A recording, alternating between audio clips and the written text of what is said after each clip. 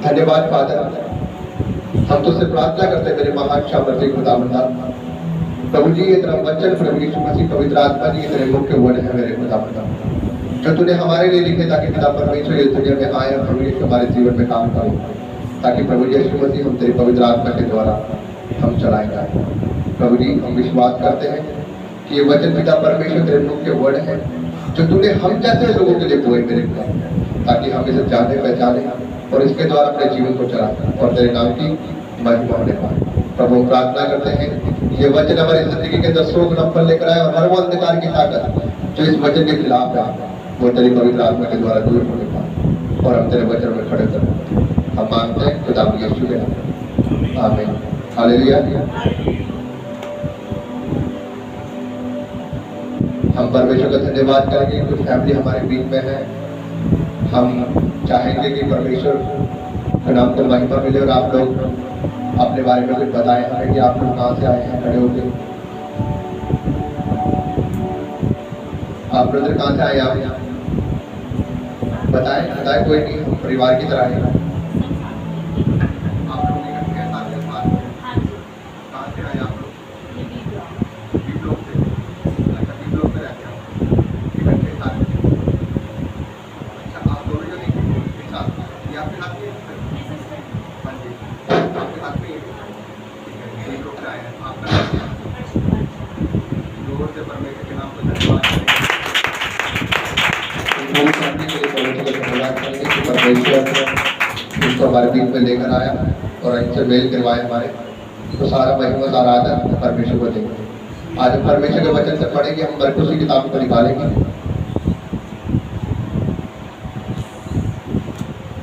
मरकुस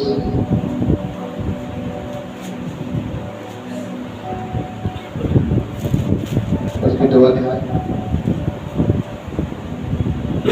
Thank you, Jesus, Lord. Hallelujah. Rihana Mashi, Rihana Mashi। मरकुस उसकी 2 उसकी 19 आयत तक पढ़ेंगे, 19 से 20 तक।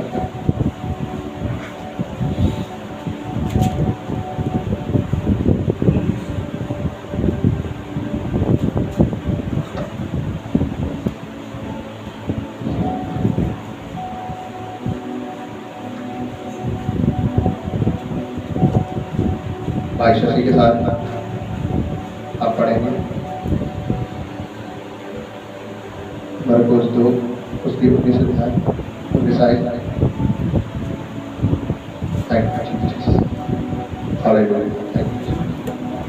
यीशु ने उनसे कहा, जब तक दूल्हा बरातियों के साथ रहता है क्या वह उपवास कर सकता है?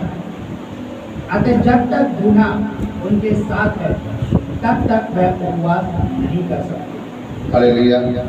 प्रभु यीशु मसीह का वचन यहाँ पर क्या कह रहा है? यीशु मसीह ने उनसे कहा कि जब तक दूल्हा बरातियों के साथ है तो क्या वो उपवास करेंगे? जब तक दूल्हा उनके साथ है वो उपवास नहीं कर सकते।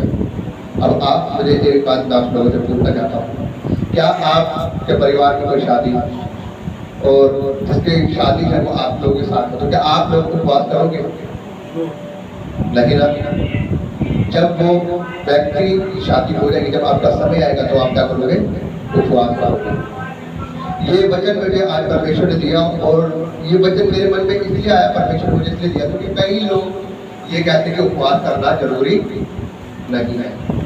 कई मैंने ऐसी स्पीच भी सुनी है, कई पार्टनरों को भी सुना कि उपवास करना जरूरी नहीं है। लेकिन मैं आपको बताना चाहता हूँ कि उपवास करना हमारे जीवन में बहुत ज़्यादा जरूरी है, क्योंकि कोई व्यक्ति उपवास के बिना ना रहे। क्योंकि उपवास जो होता है वो क्या होता है? कई लोग उपवास को इसलिए करते हैं जिस बाइबल में लिखा हुआ जैसा तेरा विश्वास है वो तेरे लिए हो जाता है। और कई लोग विश्वास से उपवास करते हैं कि वो क्या हो जाएंगे? उपवास रखकर चंगे हो जाएंगे। कई लोग उपवास करते कि मैं उपवास करूंगा तो मेरी ये प्रॉब्लम ठीक हो जाएगी, मेरा फाइनेंस ठीक हो जाएगा, मुझे कुछ सामर्थ मिलेगी, कुछ ग्रोथ मिलेगी। लेकिन मैं आपको बताना चाहता हूँ कि जो उपवास होता है वो होता है हमारी ग्रोथ को बढ़ाने के लिए, जो हमारी आत्मिक उन्नति होती है उसको बढ़ाने के लिए। Hallelujah, hallelujah. उपवास इसलिए होता है। लेकिन हर किसी का अलग अलग विश्वास है, जैसा जिसका विश्वास है परमेश्वर ने कहा तेरे विश्वास के द्वारा तेरे लिए हो जाए। हालेलुया। इसलिए मैं आपको बताना चाहता हूँ कि परमेश्वर ने जब ये वचन मुझे दिया, इसमें लिखा हुआ है कि जब तक बराती आप लोगों के साथ है तो क्या आप लोग उपवास कर सकते हैं? आप लोगों को उपवास करना उचित नहीं। लेकिन एक समय क्या आएगा, एक समय ऐसा आएगा जब बराती आप लोगों के साथ में नहीं होगा, आप लोगों को क्या करना उचित है? उपवास करना उचित है। हाँ जी, पढ़ेंगे सभी भाई। परंतु वह दिन आएंगे जब दूल्हा उनसे अलग किया जाएगा, उस समय वे उपवास करेंगे। परंतु वह दिन आएगा जब दूल्हा उनसे क्या किया जाएगा, अलग किया जाएगा, और वो समय क्या होंगे? उपवास। वो दिन उपवास करने के लिए, है ना। एक दिन ऐसा आएगा जब दूल्हा उनके साथ से क्या होगा? उठा लिया जाएगा। वह उनके साथ नहीं रहेगा, लेकिन वो दिन क्या होंगे? उपवास करने के लिए। मैं आपको बताना चाहता हूँ अजीजों, वो दिन आ चुके हैं। अब ये वो दिन चल रहे हैं कि जब दूल्हा हमारे साथ में नहीं है। परमेश्वर ने कहा था कि मैं मरूंगा, तीसरे दिन बाद मैं जीवित हूँ और तीन के मैं क्या करूंगा? स्वर्ग के राज्य में जाऊंगा। वो जीवित है, लेकिन वो अब हमारे समय हमारे हाथ में नहीं है शरीरी तौर से। उस समय वो शारीरिक तौर से लोगों के बीच में था, अपने चेलों के बीच में था। जब यूहन्ना के चेले से बोलते कि ये क्या बात है कि यूहन्ना के चेले तो क्या करते हैं? वो उपवास करते हैं, लेकिन तेरे चेले क्या करते हैं? उपवास नहीं करते। क्यों? क्योंकि जब भूख लगी थी वो भाले तोड़ तोड़ के खा रहे थे ना। तब उससे किसी ने पूछा था कि तेरे चेले उपवास क्यों नहीं करते? तब परमेश्वर ने उनको ये दृष्टांत दिया था। तो मेरा कहने का मतलब ये, अब वो समय आ चुका है जब दूल्हा हमारे साथ में नहीं है। अब ये क्या दिन है? उपवास करने के लिए। परमेश्वर के वचन में क्या लिखा हुआ है कि वो दिन आएंगे, मेरे आने के दिन आने से पहले वो दिन आएंगे। वो कौन से दिन होंगे? लोग अपनी शादियों में बिजी होंगे, लोग अपनी मटर गश्तियों में बिजी होंगे, लोग अपनी पार्टी कर रहे होंगे, अपनी मदद कर रहे होंगे, मौज कर रहे होंगे, मस्ती कर रहे होंगे, पार्टियां बना रहे होंगे। लोग क्या कर रहे होंगे? अपनी मौज मस्तियों में बिजी होंगे। लेकिन उस समय क्या होगा? मेरा आना होगा। लेकिन जो उपवास करेगा, जो विश्वास में चलेगा, जो विश्वास योग्यता चलेगा, परमेश्वर के भय में होकर चलेगा, वो क्या होगा? स्वर्ग के राज्य में उठाया जाएगा। ये वो दिन चल रहे हैं। प्रभु यीशु मसीह का आने का समय बहुत ज्यादा नजदीक है। अगर आप शारीरिक दुनिया से पूछोगे ना, कि किसी को आप बोलोगे कि प्रभु यीशु मसीह आने वाला है, अगर आप किसी को बताओगे तो बोले अरे क्या पता है, क्या तुम मन बढ़ाने बातें बोलते रहता। अगर आप परमेश्वर की बातें किसी से बोलो तो कोई विश्वास करता है? कोई विश्वास नहीं करेगा। क्यों? क्योंकि परमेश्वर की उनको बुलाहट नहीं है। क्योंकि परमेश्वर ने जिन लोगों को चुना है वो उन लोगों को अपनी ओर खींचता है, वो अपने वचनों के द्वारा, और वो अपने पास लेकर आता है। क्योंकि हर एक व्यक्ति की बुलाहट उसकी अलग अलग बुलाहट है, उसकी बुलाहट के द्वारा। लेकिन दुनिया आज ये जानना नहीं चाहती कि हमारी बुलाहट की दुनिया में क्या है। कोई ये जानना नहीं चाहता। परमेश्वर ने हर एक व्यक्ति की अलग अलग बुलाहट रखी है। जिस प्रकार परमेश्वर ने मेरी बुलाहट रखी थी, जब यहाँ पर खुदा की दास चर्च चलाया करते थे, उस समय मैं यहाँ पे सफाई किया करता था, लेकिन मेरे को लगता नहीं था कि मैं यहाँ पर बात कर पाऊंगा। लेकिन खुदा ने मेरी मेहनत को देखा, मेरी सफाई को देखा। मेरा कहने का मतलब ये नहीं कि मैं सफाई करता था, लेकिन मैंने जो वहाँ पर प्रभु की सेवा की, परमेश्वर ने मेरे सेवकाई को देखकर परमेश्वर ने मेरे को खड़ा किया, और आज मैंने खुदा का दास बना, और हमारी चर्च को 1 साल होने वाला।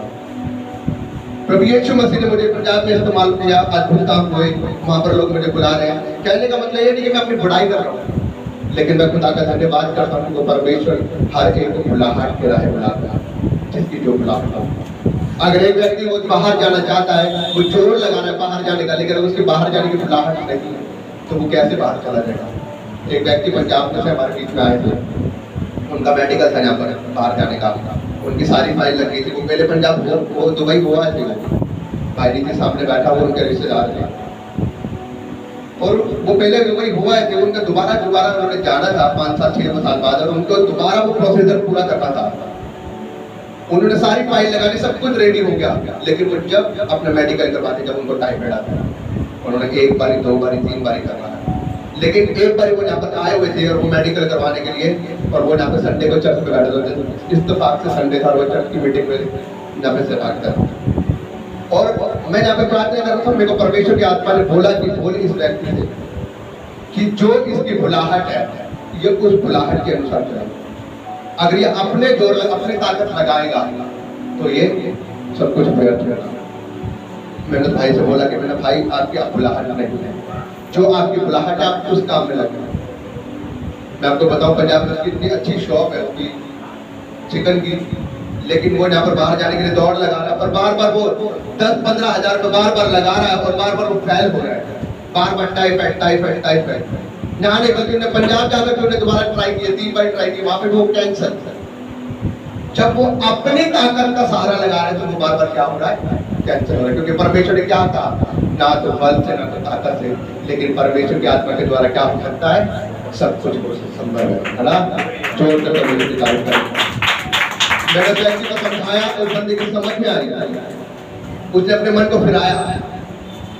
और हमारी अभी 1.5 महीने पहले हमारे शक्ल की मैरिज थी पंजाब में, और हम गए थे, और वो व्यक्ति वहाँ पर पार्टी में भी आया, क्योंकि जितना भी मैरिज में जो टिकट का सामान था वो उसी व्यक्ति से आया था। और वो व्यक्ति मुझे मिला, हमारे पार्टी में आप, उसने मेरा धन्यवाद किया और उन्होंने बोला कि पार्टी जी वाक्य में जो आपने बोला मेरे लिए वो सही था।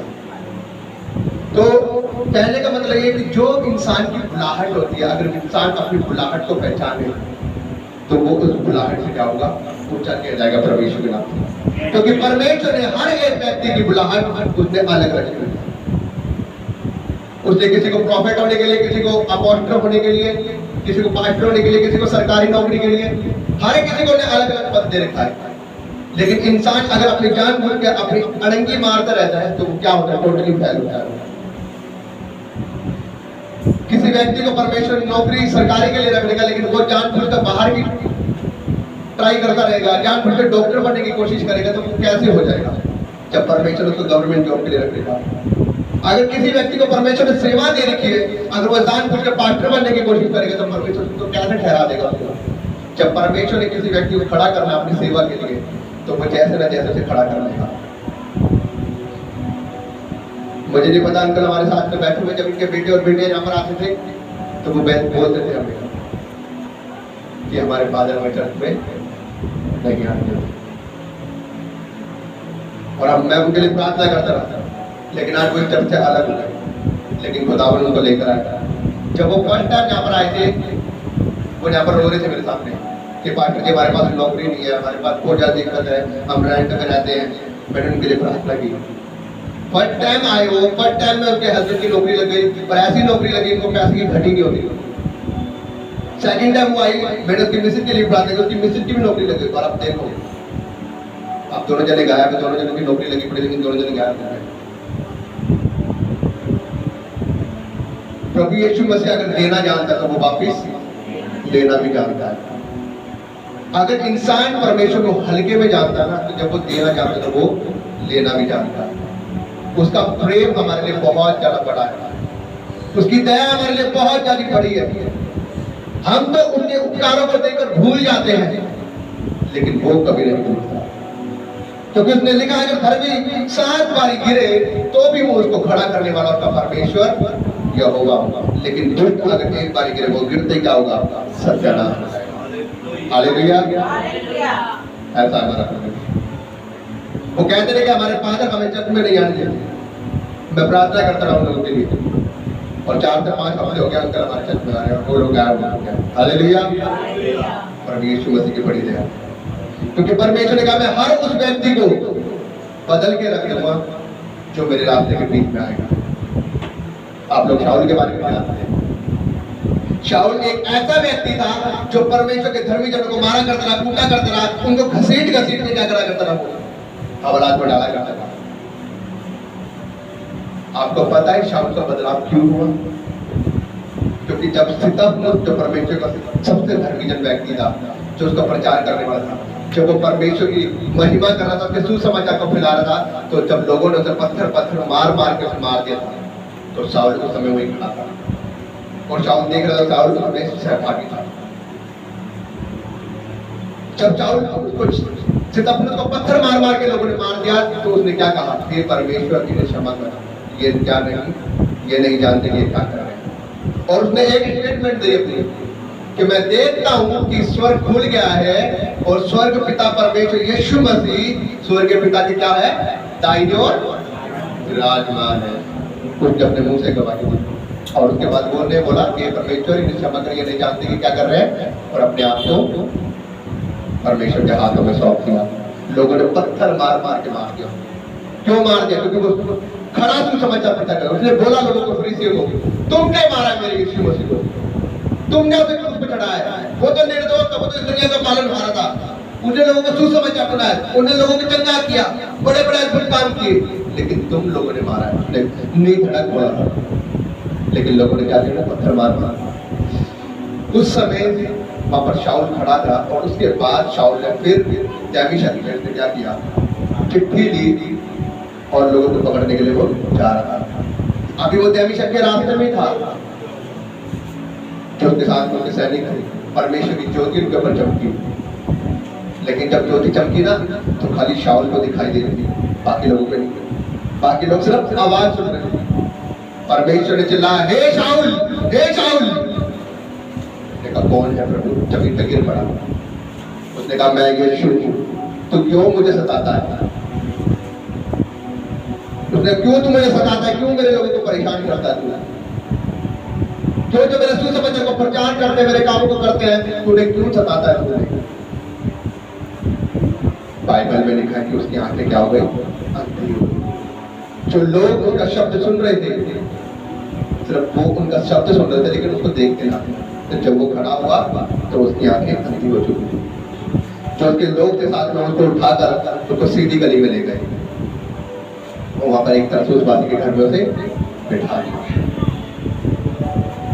तब बाइबल बताती है कि एक खुदा का धर्मी दल जिसका नाम हनन्याह था, वो प्रार्थना करता, खुदा ने उसको दर्शन दिया कि ए हनन्याह, तू सीधी गली में जा, जो सीधी गली कहलाती है, और वहां पे एक तरसुसवासी के घर में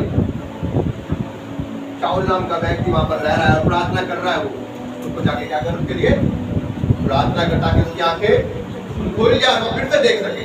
उसने बोला, हे परमेश्वर, वो तो ऐसा पापी जो तेरे लोगों को क्या करता था? सताता था। तू उसके लिए मुझे क्या प्रार्थना करने के लिए? परमेश्वर कर रहे, तू जा उसके लिए प्रार्थना कर, ताकि उसकी आंखें खुले, और वो मेरी महिमा का क्या है? पात्र बनेगा। मैं उसे बताऊंगा कि उसे मेरे नाम के लिए कैसे कैसे दुख उठाने हैं। जब वो गया, उसने उसके सर के ऊपर प्रार्थना करी, हाथ रखकर, हे भाई शाऊल, मुझे परमेश्वर ने भेजा तेरे लिए प्रार्थना करने के लिए, ताकि मैं तेरे लिए प्रार्थना करूं और तू दृष्टि पाए। परमेश्वर ने मुझे दर्शन दिया। जब उसने उसके लिए प्रार्थना करी, उसके सर के ऊपर हाथ रखकर उसकी आंखों से छिलके से गिरे और वो देखने लगा। उसने खाना खाया, बपतिस्मा लिया, बल पाया। और मैं आपको बता दूं, उसने जब बपतिस्मा लिया, उसके बाद उसका नाम पौलुस पड़ गया था। आज आप देख सकते हैं कि बाइबल के अंदर सबसे ज्यादा पुस्तकें पौलुस ने, जिसका नाम शाऊल था, उसने लिखी है। और सबसे ज्यादा काम और सबसे बड़ी मिनिस्ट्री उसने बनाई है, जिसको परमेश्वर ने चुन लिया था। Hallelujah, hallelujah. बाइबल बताती है कि अगर पौलुस किसी के ऊपर अपना रुमाल टच करके रख देता ना, तब भी लोग ठीक हो जाते हैं। ये बाइबल है। पतरस की जब परछाएं पड़ती, लोग चंगे हो जाते थे। प्रभु यीशु मसीह ने जब उसे चुना, परमेश्वर ने क्या कहा कि मैं उसे बताऊंगा कि मेरे दुख के लिए उसे कैसे कैसे दुख उठाने, मेरे नाम के लिए। वो मेरी महिमा का क्या है? पात्र है, परमेश्वर ने बोला। तो आज परमेश्वर ने आप लोगों को चुन रखा उसने। और जब आप लोगों के जीवन में थोड़े बहुत दुख आते हैं, तकलीफ आते हैं, लेकिन परमेश्वर तो आपसे बातें करता है। वो अपने वचनों के द्वारा, अपने दासों के द्वारा, अपने प्रोफेटों के द्वारा, अपने एवेंजलिस्टों के द्वारा कि हे बेटी सीता, तेरे जीवन में थोड़ी सी दुख तकलीफ आई है, लेकिन मैं तेरे साथ खड़ा हूँ और मैं तुझे अपनी महिमा के लिए मैं तुझे खड़ा कर रहा हूँ। हे बेटी नीलम, तेरे जीवन में थोड़ी बहुत दिक्कतें आएंगी, परेशानियां आएंगी, लेकिन वो इसलिए आ रही है ताकि तू और मजबूत हो जाए, तेरा विश्वास क्या हो? परखा जाए, है ना? हे बेटे, यदि तेरी जिंदगी में अभी तेरी नौकरी नहीं आ रही है, तू लगा रहा है प्रार्थना में। मैं देख रहा हूँ तेरे मन को कि तेरा मन कैसा है मेरे साथ प्रार्थना में। तू विश्वास योग्यता है या नहीं है? तेरे जीवन में थोड़ी सी दुख तकलीफ आती है, तेरे जीवन में थोड़ी सी परेशानियां आती है, हताशा आती है, लेकिन तू गुड़गुड़ाना, घबराना, विश्वास में बना रहे, तू उपवास में बना रहे। और देख, वो दिन आने वाला है कि मैं तेरी उस लाहट को देखकर मैं तुझे ऊंचा करने वाला हूं। Hallelujah, hallelujah. लेकिन हम इस चीज को नहीं समझ पाते। जब थोड़ी सी दिक्कतें आती, जब थोड़ी सी परेशानी आती है, हम क्या होते हैं? दौड़ जाते हैं ना। दिक्कतें आती है, परेशानी आती है, जब भी गुड़गुड़ाना शुरू कर देते हैं, अरे परमेश्वर नहीं करते। क्या परमेश्वर बुराई करता हमारे लिए? क्या परमेश्वर हमारा कभी कुछ बुरा चाहता है? अरे उसने तो अपना लहू बहा दिया हमारे लिए, क्या वो हमारा बुरा चाहेगा? वो हमारा बुरा कभी नहीं चाहता, वो कभी हमारा बुरा नहीं चाहता। बाइबल में लिखा है, इंसान जो विपत्ति में पड़ता है, परेशानी में पड़ता है, वो अपनी अभिलाषाओं के करके पड़ता है। क्यों वो पाप में पड़ता है? जब उसकी अभिलाषाएं बड़ी होती है, मुझे तो घर भी मिल जाए, मुझे तो गाड़ी भी मिल जाए, मुझे तो नौकरी भी मिल जाए, मुझे तो अच्छी घरवाली भी मिल जाए, अच्छा घरवाला भी मिल जाए। जब उसकी अभिलाषाएं बढ़ती रहती है, वो अभिलाषा बढ़कर क्या होती है? पाप को उत्पन्न करती है। और एक दिन पाप की मजदूरी क्या होती है?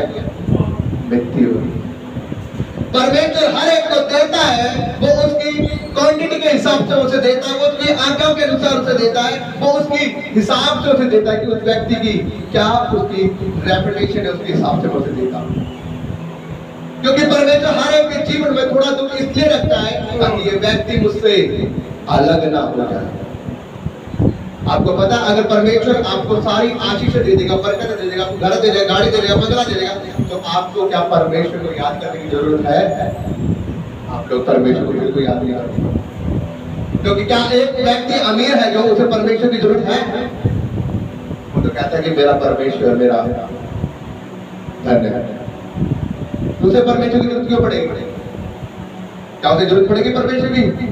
वो तो बीमार पड़ेगा, जाएगा डॉक्टर के पास पैसा लेके, कोई दिक्कत होगी जाएगा पैसे लेके, क्योंकि तो हर जगह पैसे चलता है।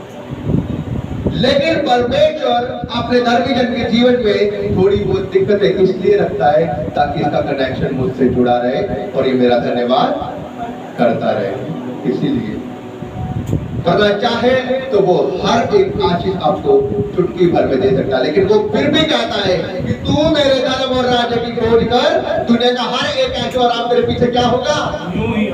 यूं ही आ जाएगा, यूं ही। बाइबल में लिखी है बात, तू मेरे धर्म और राज्य की खोज कर, दुनिया का हर एक ऐश्वर्य। लेकिन वो कह रहा पहले मेरे धर्म और राज्य की खोज कर, मेरे विश्वास में बना रहे। अय्यूब के जिंदगी में कैसी दिक्कतें आई, वो इतना धनी था, इतना अमीर था, इतना रिच था, उसके जीवन में दिक्कतें आई, परेशानियां आई। क्यों आई? क्योंकि शैतान गया परमेश्वर के पास। आपको एक बात और बता दूंगा, जब आपके जीवन में कोई दिक्कत आती है, कोई परेशानी, तो मैंने अभी आपको बताया कि जब आपकी डिमांडें बढ़ती है, आपकी जरूरतें बढ़ती है, जब आप उस जरूरतों को बढ़ाते हो, आपकी अभिलाषाएं बढ़ती है, तो वो क्या करती है? पाप को उत्पन्न करती है। और आप कुछ ऐसा करते हो जो परमेश्वर की नजर में क्या है? बुरा है। और आप उससे क्या होते हो? जो परमेश्वर का दायरा आपके ऊपर बना रहता है ना, आपको पता है आपके आसपास एक परमेश्वर का दायरा बना होता है, वो आपको नहीं दिखता, लेकिन जब आप परमेश्वर की हजूरी में रहते हो, उसकी प्रार्थना करते हो, तो आपके आसपास में एक दायरा रहता है जो शैतान आपको छू नहीं सकता। लेकिन जब आप एक पाप करते हो, जब आप कोई व्यभिचार करते हो, जब आप कोई चोरी करते हो, जब किसी के लिए आप झूठ बोलते हो, रिश्वत लेते हो, कुछ भी गलत काम करते हो, तो आप उस दायरे को क्या करते हो? पार करते हो। फिर शैतान जाता है कि देख देख तेरे बंदे ने क्या किया। यीशु मसीह के पास था, उस बंदे ने देख चोरी करी है, उस बंदे ने चोरी करी है। परमेश्वर बोलता है उसने पाप किया है, तो जा सकता है। तब शैतान आपके पास आता, नहीं तो शैतान की कोई औकात नहीं कि वो डायरेक्ट आपको आके हाथ लगा, क्योंकि आपकी अभिलाषा बढ़ी और आपने क्या किया? क्या इस दुनिया में पाप आने वाला था? हव्वा और आदम से क्या हुआ था? पाप हुआ था। कैसे हुआ था? उसकी अभिलाषा क्या बढ़ी थी? फल को खाने की, है ना? शैतान ने क्या कहता है? ये चाहिए था कि खा ले। उसने उसके मन में क्या किया था? उसका डाउट ही तो पैदा किया था ना कि वाकई में अगर आप तुम इस फल को खा लोगे तो क्या मर जाओगे? उसने एक उसके मन में डाउट पैदा किया था। उसने कहा नहीं, तुम नहीं मरोगे, अगर तुम इसे खा लोगी तो परमेश्वर के समान बन जाओगे। उसके मन में उसने डाउट पैदा करा और उसने क्या किया, वो फल जो था ना वो देखने में अट्रैक्टिव था। जब उसने देखा उसकी ओर तो क्या हुआ, अट्रैक्टिव हुई उसने, और उसने खुद ने भी तोड़ के खाया और उसको आदम को हुआ। तो क्या हुआ, उन्होंने क्या किया, तो दायरे से बाहर आ गया। कैसे? परमेश्वर की आज्ञा को तोड़। परमेश्वर की आज्ञा को तोड़ना क्या है, पाप। अगर उसने बोला झूठ ना बोलो तो क्या है, झूठ नहीं बोलो। उसने कहा व्यभिचार क्या है, पाप है। चुगली क्या है, पाप है। लीला करना क्या है, पाप है। मतवालापन क्या है, पाप है। शराब पीना क्या है, पाप है। हमें इन सब चीजों से बाहर रखना अपने आप को। उसने कहा कि जो संसार से मित्रता रखेगा वो मुझसे क्या करेगा, पैर रखेगा, और जो मुझसे प्रेम रखेगा वो संसार से पैर रखेगा। इसलिए चीजों आप अपने आप को हर उस बुराई की आत्मा से दूर रखें। परमेश्वर ने कहा है कि वो दिन आते हैं जब दूल्हा तुम्हारे साथ में नहीं होगा। वो समय कौन से है, वो समय ये है अब हमें उपवास करना है। लोग कहते हैं कि उपवास करना जरूरी नहीं है, लेकिन मैं आपको बताना चाहता हूं कि ये दिन वो है जब हमें उपवास करना है, क्योंकि परमेश्वर ने कहा है कि अंत के दिनों में जब मेरा आना होगा, लोग अपने शादी ब्याह में लगे होंगे, अपने कामों में लगे होंगे, वो अपनी हर एक तरह के मौज मस्ती में लगे होंगे, अपने हर कामों में वो क्या होंगे, बिजी होंगे। लेकिन जो मेरे धर्मी धर्म होंगे वो क्या करेंगे, मुझसे प्रार्थना में लगे रहेंगे, उपवास में लगे रहेंगे, प्रार्थनाओं में लगे रहेंगे, है ना। लेकिन लोग आज प्रभु यीशु मसीह के पास नहीं आना चाहते। और उपवास से हमारा क्या होता है, मैंने अभी आपको बताया। उपवास से हमारी क्या होती है, आत्मिक उन्नति होती है। जय मसीह। उपवास से हमारी आत्मिक उन्नति होती है। लोग उपवास को इसलिए करते हैं कि मैं उपवास रखूंगी तो मैं दुष्ट आत्मा से दूर हो जाऊंगी, उपवास रखूंगी तो मेरे जीवन में ये फायदा हो जाएगा, उपवास रखूंगी तो मेरा धन दौलत चालू हो जाएगा। हर किसी का अलग अलग कैसा मेरा विश्वास तेरे लिए हो जाएगा। लेकिन मैं आपको बताना चाहता हूँ मेरे भाई और बहनों, अगर आप उपवास रखते हो तो आप परमेश्वर से एक चीज मांगे कि परमेश्वर मेरी स्पिरिचुअल लाइफ को ग्रोथ दे। अगर आप परमेश्वर से स्पिरिचुअल लाइफ की ग्रोथ मांगेंगे ना, तो परमेश्वर आपको आत्मिक उन्नति में बढ़ाएगा। और जब आप आत्मिक उन्नति में बढ़ोगे ना, तो आपकी यारी किससे होगी, इस वचन से होगी। और जब आपकी यारी इस वचन से होगी, तो उसने क्या कहा है, तो मेरे धर्म और राज्य की खोज करेगा तो क्या होगा, दुनिया का ऐश्वर्य आपको। Hallelujah, hallelujah, hallelujah.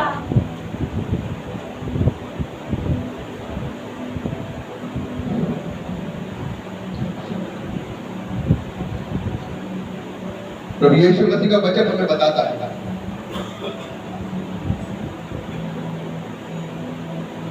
कि उपवास तो हर प्रकार के होते हैं, लेकिन परमेश्वर, कई लोग मुझसे पूछ चुके अभी तक कि बाकी जी उपवास क्या हमें हर समय रखने चाहिए, कैसे रखने चाहिए, क्या खाना चाहिए, क्या पीना चाहिए।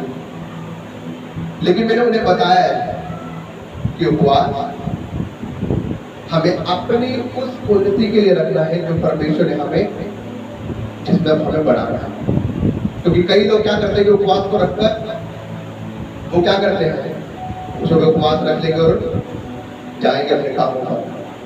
वो क्या कर रहे हैं, हम लोग अपने शरीर को दुख दे रहे हैं। खाली हम एक रिस्पॉन्सिबिलिटी को पूरा कर रहे हैं, अपने शरीर को दुख दे रहे हैं। अगर मैं आपको बताऊं, मेरे को आत्मा कहती है कि अगर आप ऐसा उपवास कर रहे हो ना कि आपने उपवास रखा और आप काम पे चले गए, तो आपने अपने शरीर को क्या कर रहे हो, डाइटिंग दे रहे हो, आप डाइटिंग पे चल रहे हो। अगर आपने उपवास करना है तो आप सुबह उठे, आप एक गिलास कुछ हल्का लिक्विड में ले सकते हैं, जैसे आपसे नहीं रहा जाता था, आप कुछ हल्के में लिक्विड में ले लें। आप पूरे दिन प्रार्थना में बने रहें। जब शाम को 7-8 बजे आप अपना खाना ले सकते हैं। अगर फिर भी आपसे कुछ ज़्यादा आपको कमजोरी महसूस होती है, तो आप दोपहर के टाइम भी आप कुछ लिक्विड ले सकते हैं, ताकि आप प्रार्थना में बने। क्योंकि परमेश्वर का वचन कहता है यदि तेरा मन तुझे दोषी ठहराता तो क्या कर,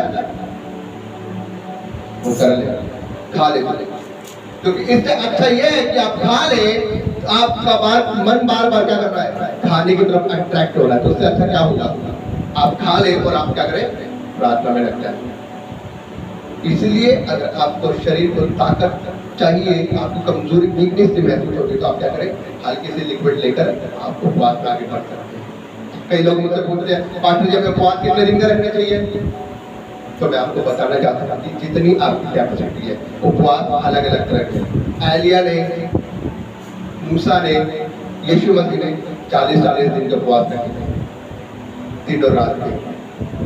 जब मूसा 40 दिन पहाड़ियों पर गया था, जब उसको 10 आज्ञा मिली, प्रभु यीशु मसीह जब उसने 40 दिन के उपवास रखे थे, उसके बाद उसकी परीक्षा आई थी, उसने सेवा काम शुरू किए थे।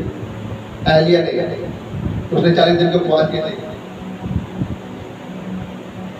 कई लोगों ने एक दिन के उपवास कर रखे बाइबल में, कई लोगों ने 3-3 दिन के उपवास। लेकिन मैं ये कहना चाहता हूँ कि आप अपने शरीर के हिसाब से, लेकिन मैं आपको ये बताना चाहता हूँ कि कम से कम हफ्ते के अंदर 2 उपवास आप जरूर रखें, ताकि परमेश्वर आपकी उस खुलाहट को और बढ़ाए, ताकि आप परमेश्वर में मजबूत रहें।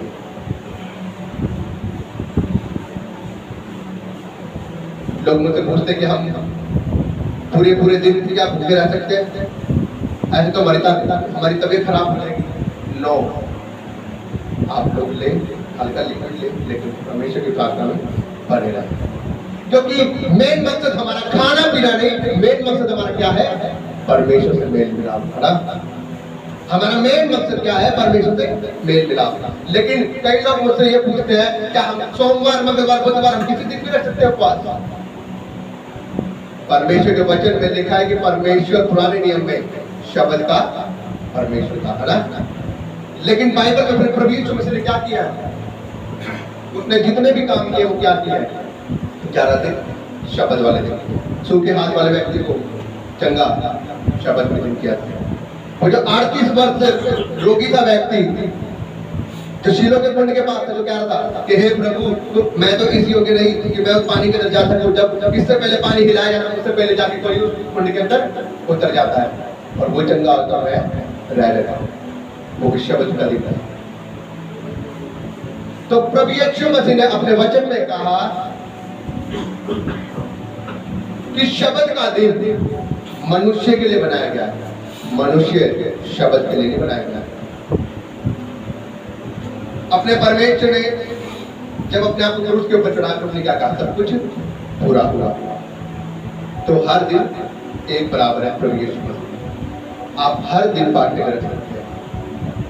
लेकिन मैं आपको ये दिन बताना चाहूंगा कि आप जब भी फास्टिंग रखें, जिस दिन आपकी छुट्टी है, जिस दिन आपकी छुट्टी होती है, आप उसी दिन फास्टिंग रखें, ताकि परमेश्वर आपके मेल मिलाप को देगा। क्योंकि मैंने आपको पहले बताया कि आप फास्टिंग रखते हैं तो उससे आपके अपने शरीर को कोई दुख पहुंचाना नहीं, आपका मेल मिलाप होगा। क्योंकि हम जब फास्टिंग रखते हैं ना, तो हम परमेश्वर से मेल मिलाप करते हैं, हम उसके साथ में क्या करते हैं, सहभागिता में रहते हैं, उससे अपने रिश्ते को क्या करते हैं, संबंध को बनाते हैं। क्योंकि परमेश्वर के वचन में क्या लिखा है कि परमेश्वर की आत्मा है और वो क्या चाहता है कि हम उसकी रूह सच्चाई से क्या करें, रूह सच्चाई से ही हम उसकी आराधना करें, आत्मा और सच्चाई से। वो ये नहीं चाहता कि आप खाली बस उपवास कर लिया और जब आप फोन पे देख रहे हो, टीवी देख रहे हो, कंप्यूटर देख रहे हो, आप लेटे पड़े हो बस, और नाम आपका उपवास चल रहा, शाम को बजे 6 चलो भाई दगड़ दगड़ दगड़ खाना खा लिया, वो आपने खाली फॉर्मेटिंग की है, आपने एक नाम कर दिया। प्रभु यीशु मसीह का वचन मेरा तूने मेरे लिए उपवास किया है, तो तू क्या कर, अपने कमरे में जा, प्रार्थना कर मुझसे और प्रार्थना में बना रहे, वचन पढ़, प्रार्थना कर, आराधना कर और मेरी हजूरी में बना रहे। हालेलुया। प्रभु यीशु मसीह ने क्या कहा कि जब दूल्हा हमारे साथ में नहीं होगा तब हमें क्या करना है, उपवास करना है। ये दिन कौन से चल रहे हैं, जब दूल्हा हमारे साथ में नहीं है। क्योंकि यूहन्ना ने अपने चेलों को हमेशा ये आज्ञा दी थी कि आप मेरे पास एक व्यक्ति आने वाला है, और वो कौन है, मुझसे भी सामर्थी व्यक्ति, और मैं उसके पैरों का बांध खोलने के लायक नहीं हूं। जब प्रभु यीशु मसीह के पास आया बैप्टिज्म लेने के लिए, तो प्रभु यीशु मसीह ने क्या कहा कि मुझे बैप्टिज्म लेना है। प्रभु यीशु मसीह के सामने आया उस झील में, यरदन नदी में, तो उसने बोला कि हे प्रभु, मुझे तो तेरे हाथ से बपतिस्मा लेना चाहिए, लेकिन तू मेरे हाथ से बपतिस्मा ले रहा है। परमेश्वर ने कहा ऐसा ही होने दे। प्रभु यीशु मसीह ने उसे बैप्टिज्म दिया, और जब वो पानी में डुबकी मार के ऊपर आया तो क्या आकाशवाणी हुई, स्वर्ग खुल गया, बादल खुल गए, ऊपर से कबूतर आया, उसके कंधे पर बैठा, और यह आकाशवाणी हुई, ये मेरा प्रिय पुत्र, इससे मैं अति प्रसन्न हूं।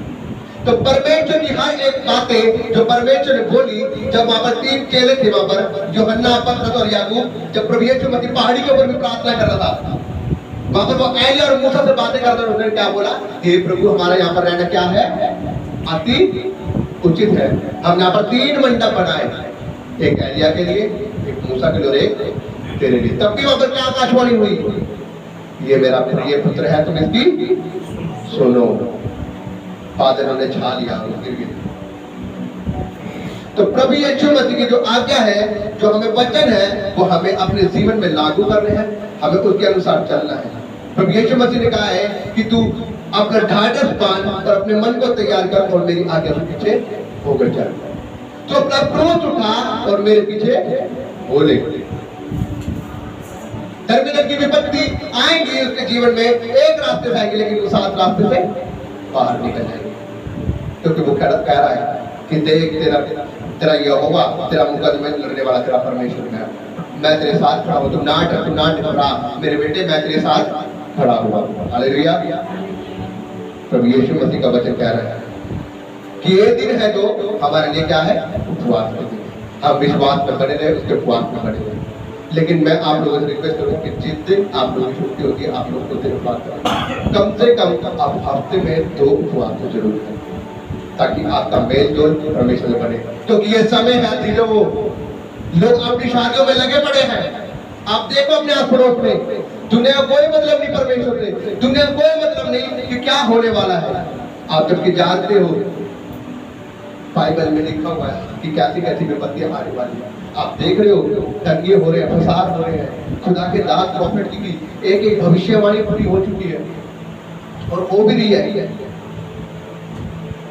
उसने कहा है कि मेरे आने से पहले राज्य पे राज्य चढ़ाई करेगा, जगह जगह अकाल पड़ेंगे, मेरे दांतों को सताया जाएगा। हो रहा है ऐसा। कल ही मुझे मीटिंग में एक मैसेज आया, खुदा के दास को साफ धमकी दे दी। मेरे जानकार है, वो फ्रेंड है मेरे, खुदा के दासों को धमकाया जा रहा है, मारा जा रहा है। पिछले साल में खुदा के दासों को कुल्हाड़ी से मार दिया गया। फिर होली वाले दिन 5 जने आए, रंग होली खेलने के बाद खुदा के दास को मार खत्म करके चले गए।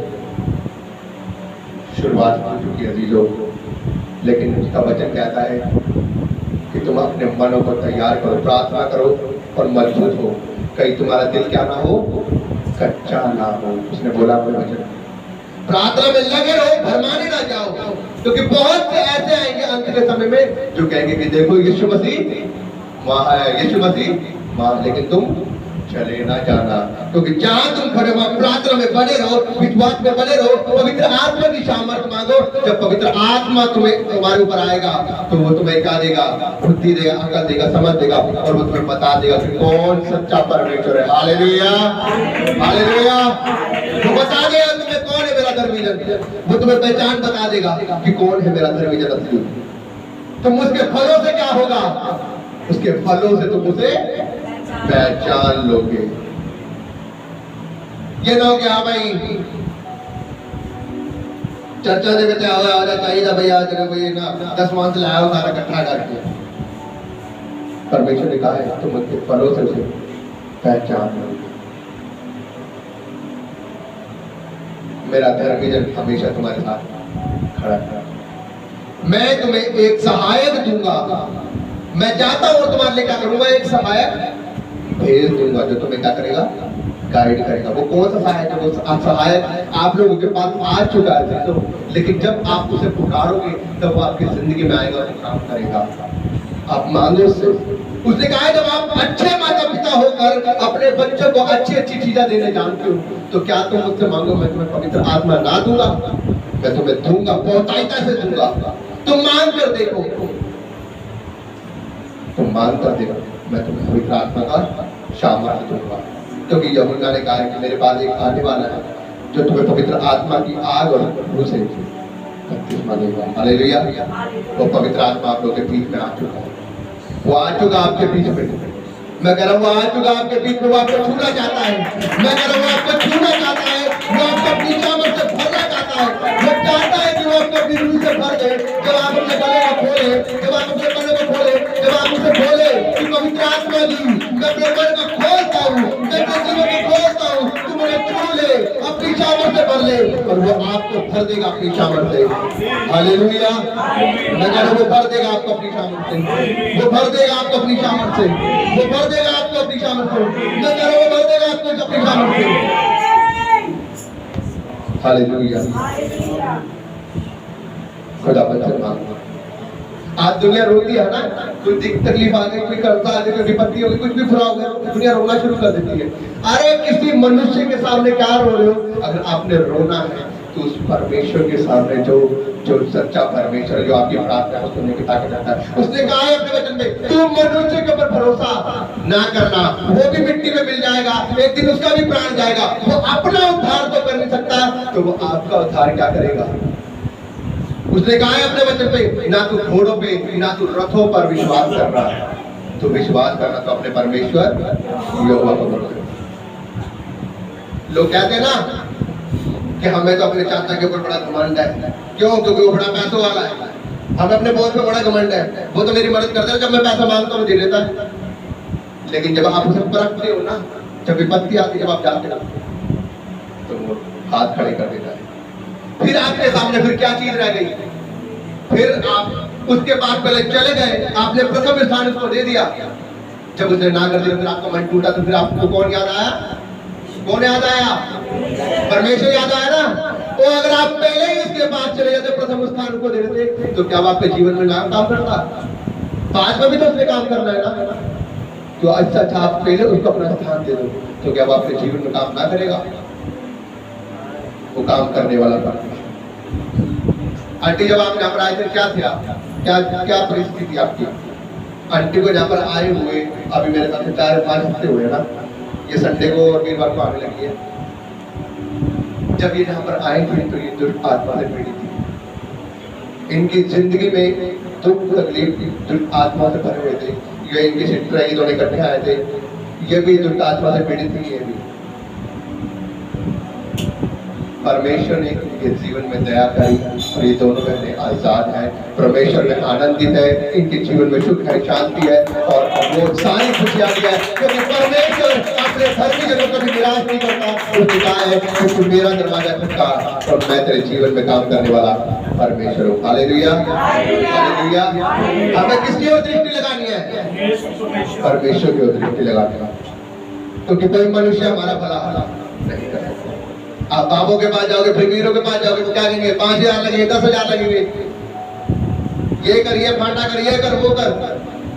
और जब आप पैसे दे दे के थक जाओगे ना, फिर जब आपका सब कुछ लुट जाएगा, जब आपका दिल बिल्कुल चूर हो जाएगा, अब तो मेरा कुछ रहा ही नहीं है, मैं बिल्कुल बर्बाद हो गया, मेरा तो मन उठ गया, अब मैं आत्महत्या कर, ये वो। जब आपको एक जना कोई बताएगा अरे भाई परमेश्वर के पास जाकर, और जब आप यहाँ पर आओगे और यहाँ पर आप आते फर्स्ट टाइम आपको अच्छा लगेगा, आपके लिए प्रार्थना होगी, आपको अच्छा लगेगा, परमेश्वर आपको हील कर देगा, तो फिर आप पास्टर जी को बात में बोलते हो, पास्टर जी काश मैं पहले ही आ गई होती, काश मुझे परमेश्वर पहले ही बुला लेता।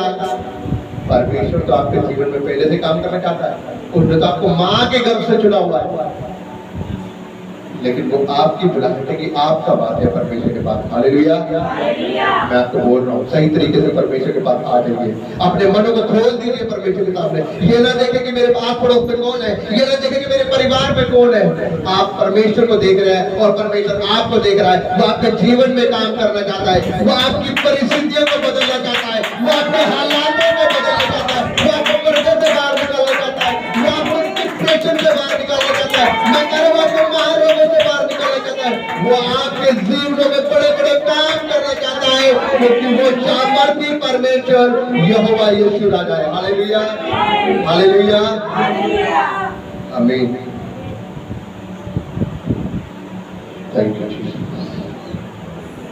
प्रभु यीशु आपको आशीर्वाद दें।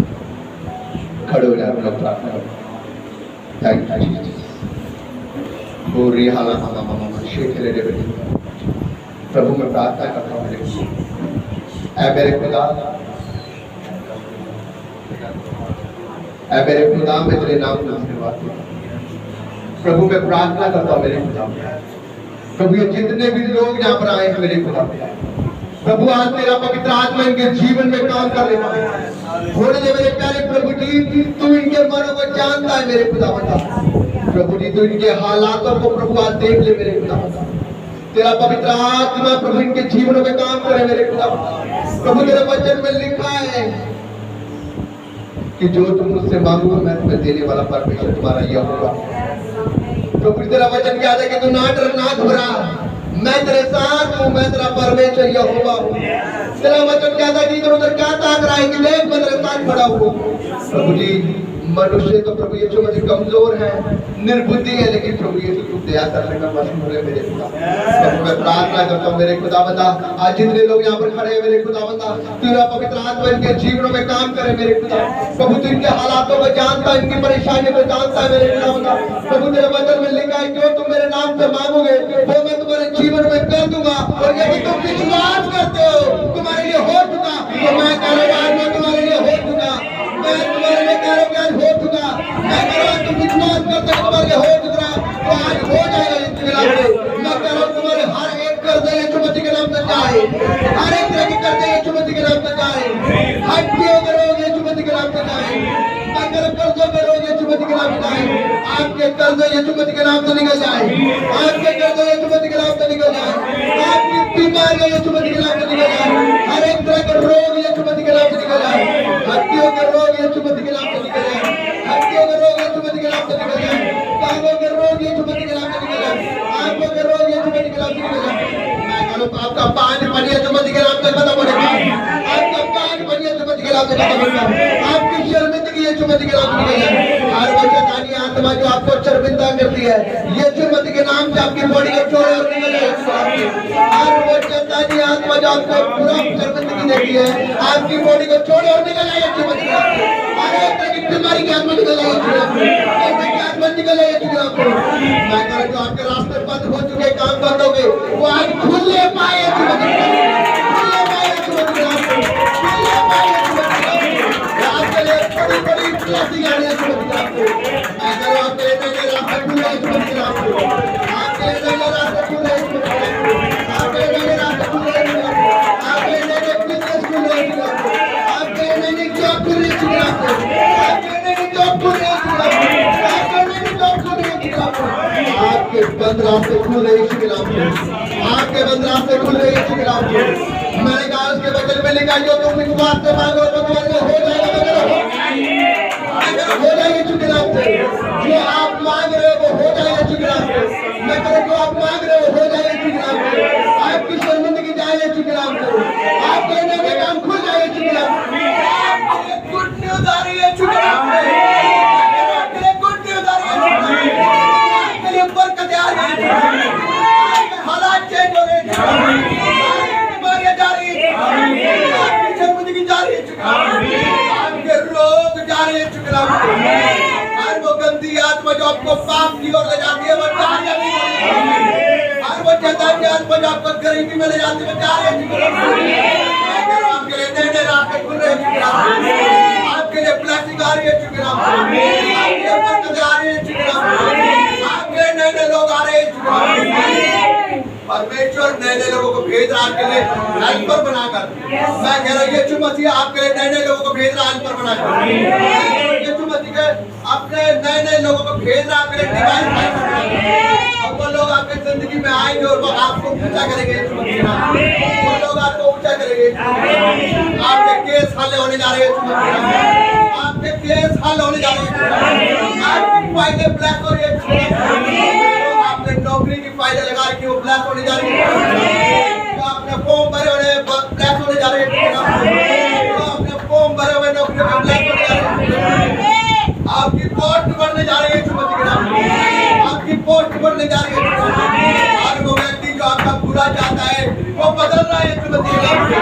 आज वो व्यक्ति जो आपका बुरा चाहता है वो बदल रहा है यीशु के नाम से।